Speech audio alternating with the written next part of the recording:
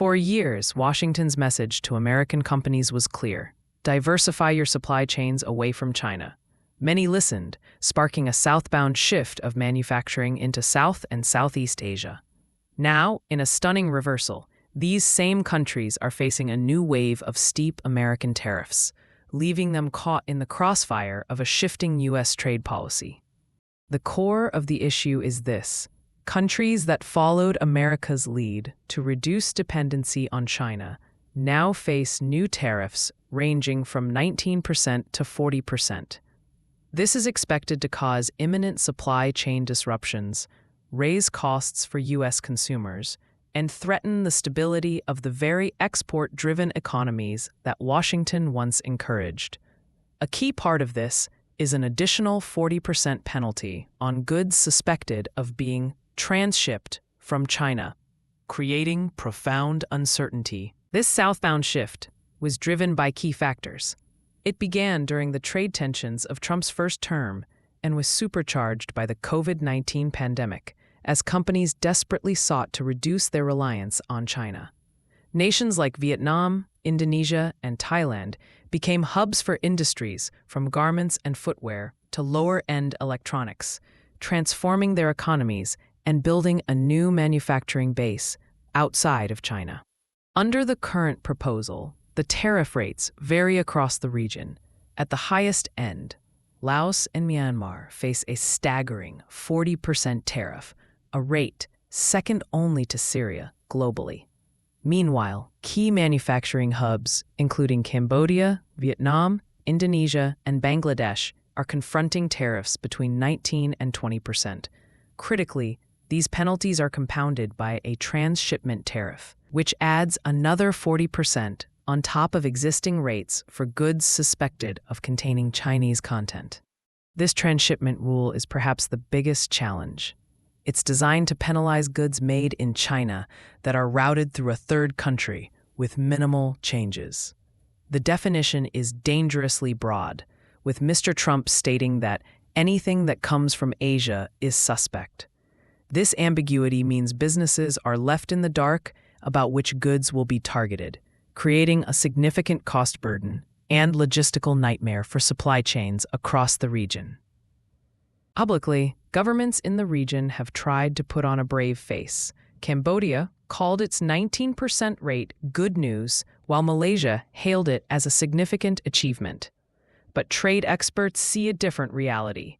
Dan Ives from Wedbush Securities calls it a gut punch, stating these countries must negotiate it lower.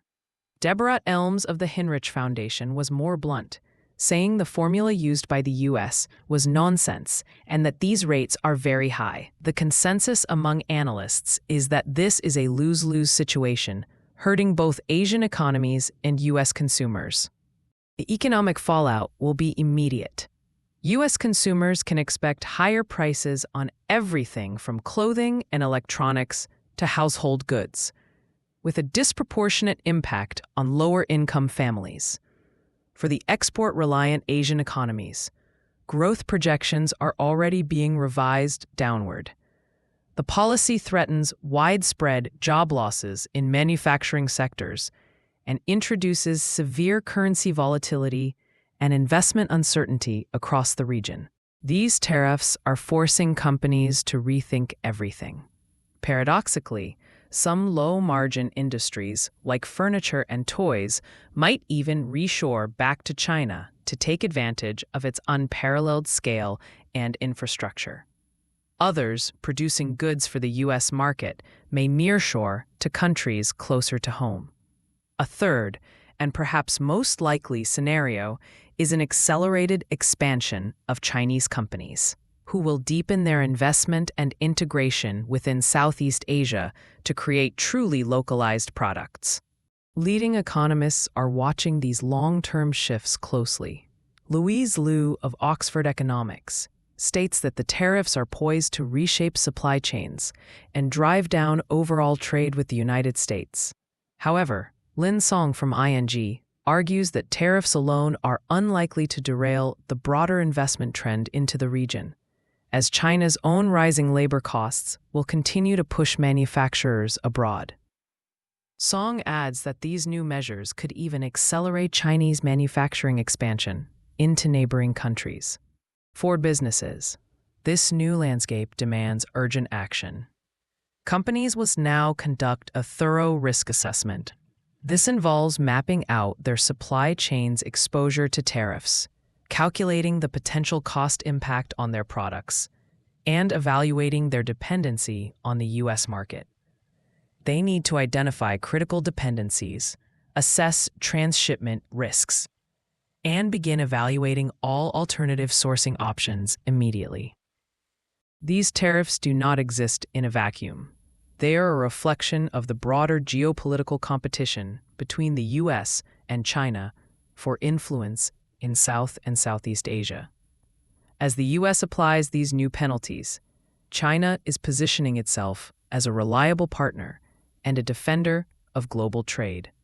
In a strategic diplomatic move, Chinese leader Xi Jinping was meeting with trade partners in Vietnam, Cambodia, and Malaysia at the very time the Trump administration was announcing these tariffs.